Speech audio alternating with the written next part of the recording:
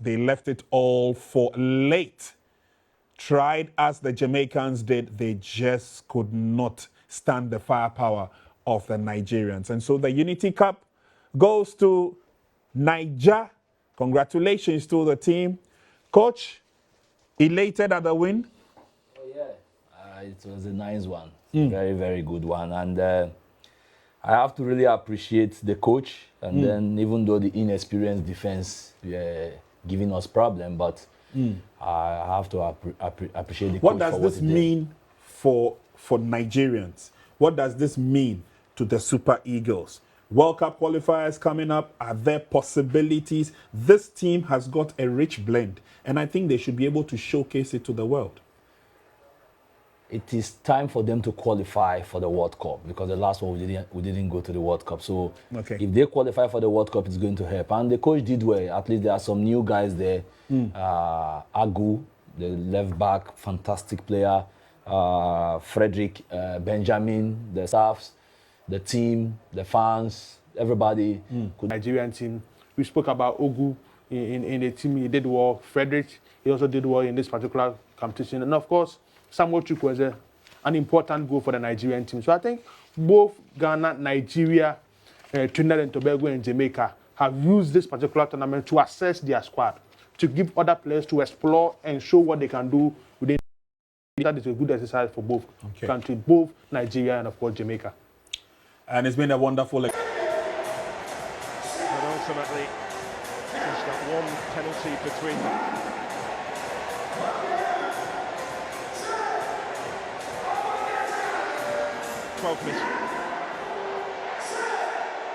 Ryan Atkinson was the unfortunate player in the shootout. Ultimately, of course, it's the positives from the performance that will carry them forward to matches that really matter in terms of qualification. Nigeria have one more friendly to play before they turn their attentions to World Cup qualifying. That will come in Moscow in just 6 days' time, that friendly game against Russia before they resume World Cup qualifying, with work to do against Rwanda on the last day of August. But before then, there is certainly plenty of time to celebrate this.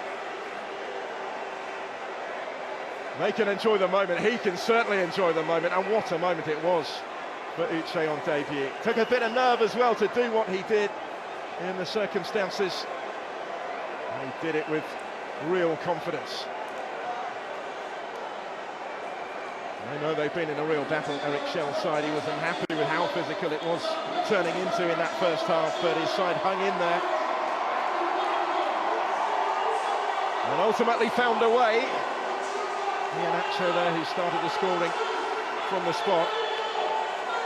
Played his part off the bench in both games. They had to work hard against their great regional rivals, Ghana, as well, in the semi-final. So it is West Africa today that's got the better of the West Indies in both the third place playoff and in this Afro-Caribbean final, but only just. They did have their chances, Nigeria, to win it without the need for penalties. Ultimately, though, it was settled from the spot. And they will be presented shortly with the prize.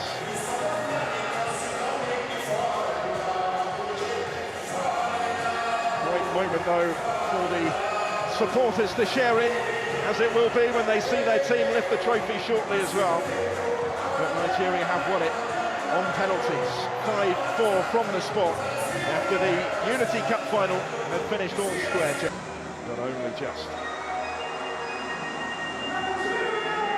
Two managers still in the relative infancy in terms of their tenures. We'll take positives from the performances this week in this competition into some crucial qualifiers to come.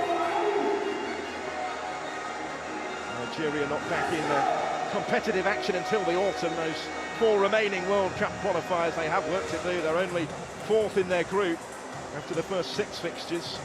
And only the top team guaranteed to go straight through to next year's World Cup. Runners-up spot will go into a potential playoff.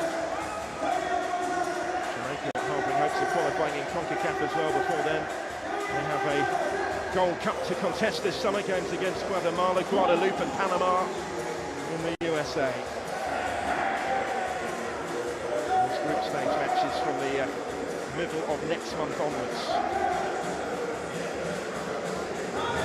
Just short of lifting a trophy today.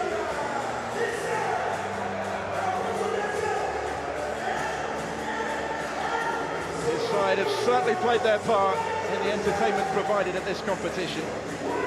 They're heading for the tunnel with that part now played. An embrace between the bosses.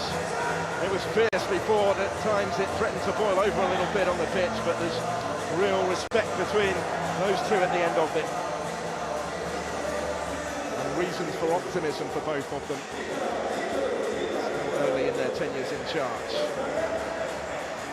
Well, they've learnt a lot about players he perhaps didn't know quite so much about, and the competitive environment that the Unity Cup has provided, just unable in the end to get their hands on the trophy. They will vacate the scene and leave that for Nigeria to really start their celebrations. Although this has been a footballing celebration throughout the course of the week, and certainly on finals day.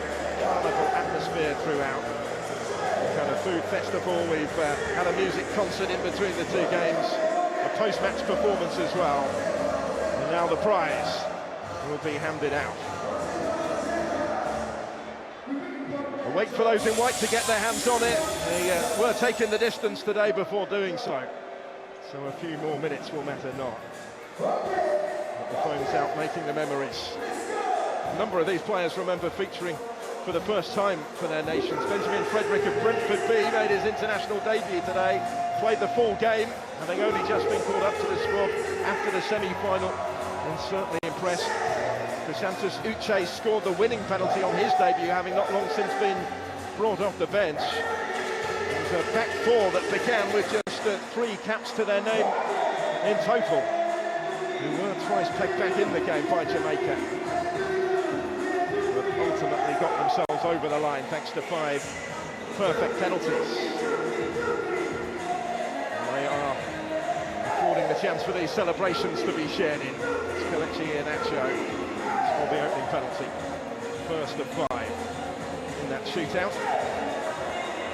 Well, there are some big prizes, of course, to be handed out in world football today.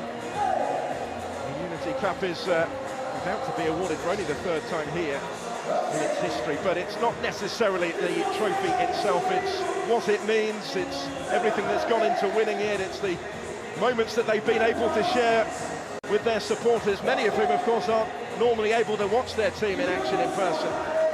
All of that will matter so much more, and that's the case for all the sides that have been involved in this competition, not just the winners, but for Nigeria it is a little bit extra special, perhaps.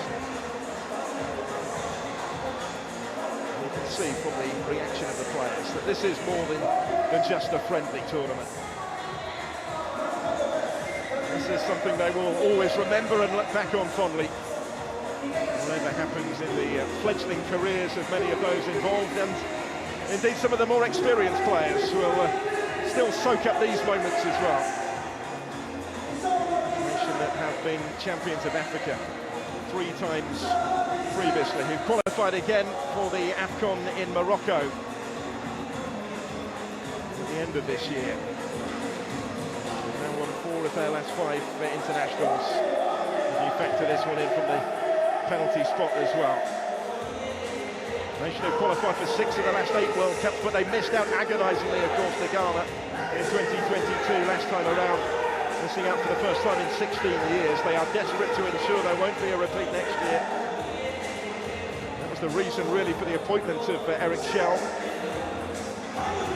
Anything else is a bit of a bonus. The former Marl manager, who was appointed only a week into January on a 2-year contract. He remains unbeaten in charge. His previous job was in Algeria, where the club side MC Oran rested only 13 games. He will hope this is the start, though, of a lengthier tenure, a more successful spell, with the hopes of a nation.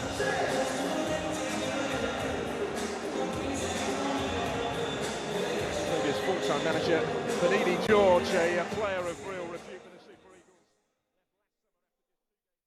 So it's all done and dusted. It's all over from the 2025 Unity Cup, and there you have the victorious Super Eagles of Nigeria defending the trophy. They've won twice already.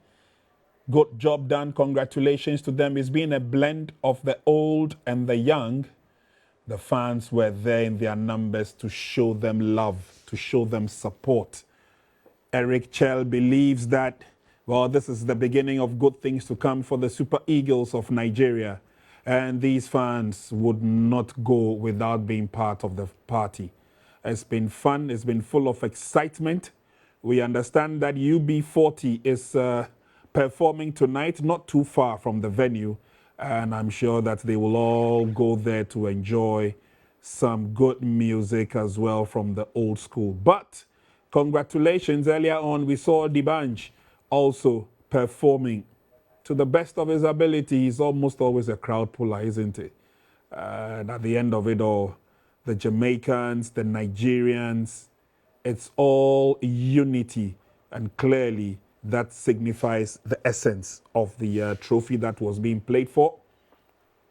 Nigeria winning it the last time around when it was a three-nation tournament, with Ireland joining them in the fun and the party.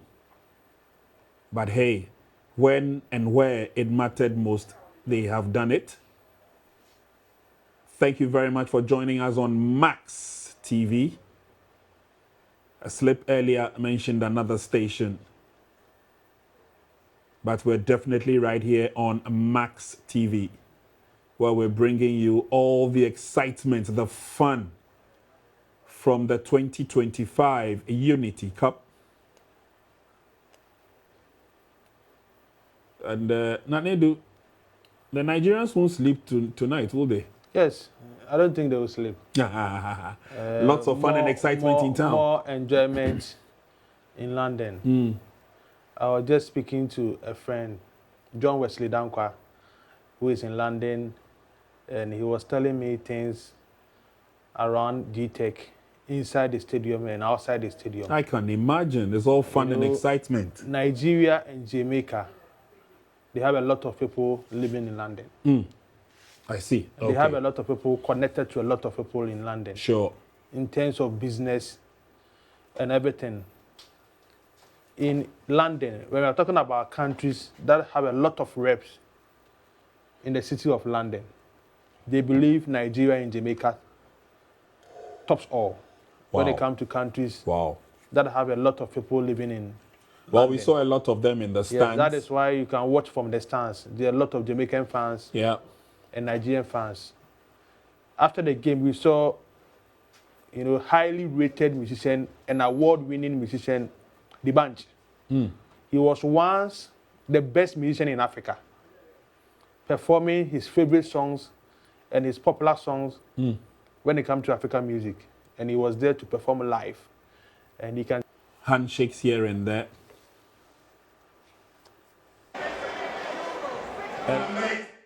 Bodes well, doesn't it, the nerve that his side showed from the spot to dig deep and find a way to win it.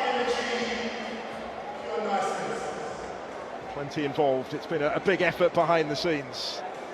Those nations didn't have an awful lot of preparation, at least for the semi-final. Straight into the action after arriving in the country. Squad's bolstered by a number of players based in the UK, but there were many, 10 on each team of the two finalists that were based in the domestic divisions.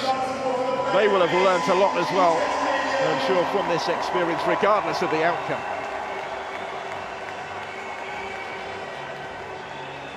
For many of the Super Eagles, just a taste of international action to whet the appetite. There's not always a trophy at the end of it, but they can enjoy today. Makes it that little bit extra special, doesn't it, for those in particular that have made their debut today.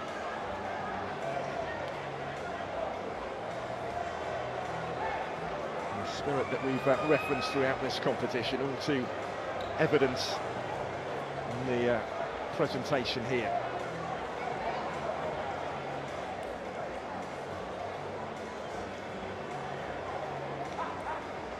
Nothing was handed out to anybody here.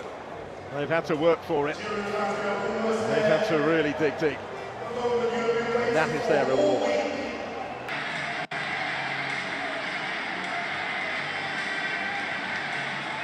Bigger challenges to come. in terms of what is at stake, but this will help. And in this precise moment, that really is academic, because this is about the moment. He scored the winning penalty. Big smile on the face of Crisanto Suchet. This is the day that he will never forget. We were here to see it, and here comes the presentation then to the captain, Moses Simon. There's the trophy in his hands. They are still the only team victorious in the Unity Cup. They won the earlier iterations in 2002 and 2004, and now 21 years on, Nigeria lift the Unity Cup again. And Moses Simon determined that everybody will be involved in these celebrations. Has his hands on the silverware. They enjoy the moment. Unity Cup winners 2025. Nigeria needed penalties to see off